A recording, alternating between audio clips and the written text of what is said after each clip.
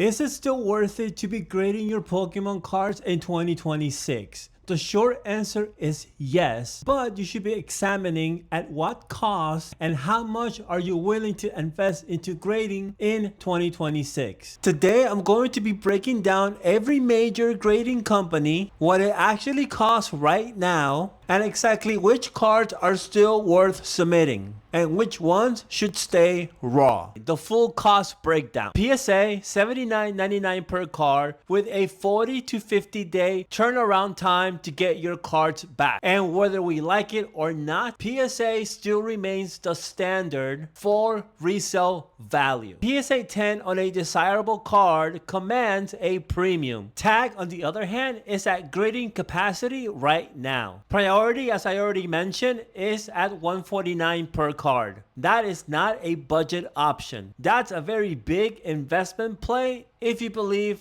the card has to get graded, which means you must be confident that that card will get a grade 10. Nothing less will be worth it. With Beckett at $34.95 per card and roughly a 45-day turnaround time to get your cards back, has a strong market reputation and is also currently owned by PSA. BGS Black Label grades are currently very sought after in the market. Best price to reputation ratio available right now. CGC, the most affordable entry point for grading, is another option, but the honest truth, slabs move a lot slowly unless it's a CGC 10 and a very desirable card that people actually want to buy. If you grade with CGC, expect to wait longer if you want to sell. Most buyers default to PSA or Beckett as the standard. PSA used to grade cards at $25 per card for a bulk submission. That service is now gone, and what replaced it has completely changed the math on whether or not grading still makes sense. Now, let's put some real numbers to this. Say that you have 10 cards that are worth grading. Under PSA's all bulk value PSA submission service, you would be paying $250. Today, Beckett, the cheapest option, will run you $350. PSA standard will cost you roughly $800, and using tag priority service will run you $1,490. Same 10 cards, the price floor nearly doubled. The ceiling went up 6 times when to use each service. If you're grading for resale, then it's PSA full stop. The market premium on PSA, it's real and consistent, but only on cards where the math makes sense. Now, I want to preface this with the following. I am not a big advocate for PSA for all the sketchy activity that has been coming out of PSA over the last year and over the most recent months. However, you can't deny the liquidity premium that collectors and investors place on PSA.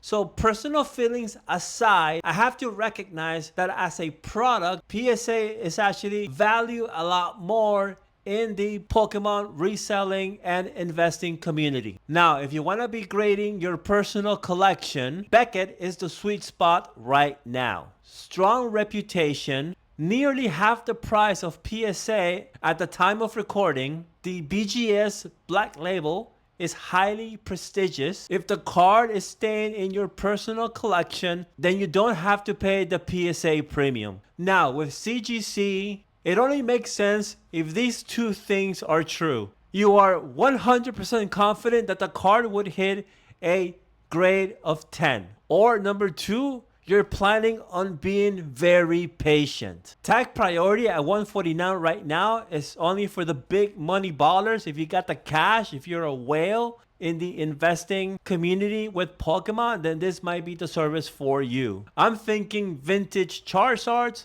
high value cards that are worth the $149 investment. Anything under $500 in realistic grade value, the math just doesn't work if you want to do it with tag. The honest summary is that the era of affordable grading is over. PSA 10's value grading created a generation of collectors who sent everything in to get graded. That's now gone. What is left requires you to be very selective, which is probably better for the hobby anyways. Before you submit anything to grade in 2026, run through this checklist. 1. Look up realistic PSA 10 selling prices on eBay. Not asking price, but sold price. Last 30 days only. 2.